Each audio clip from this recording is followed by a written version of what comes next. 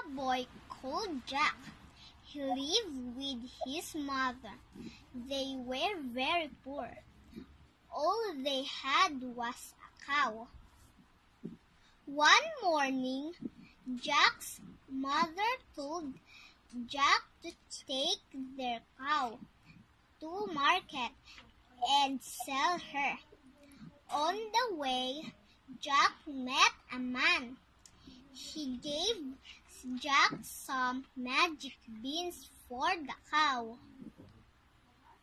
Jack took the beans and went back home. When Jack's mother saw the beans, she was very angry. She threw the beans out of the window. The next morning, Jack looked out of the window. There was a giant beanstalk. He went outside and started to climb the beanstalk. He climbed up to the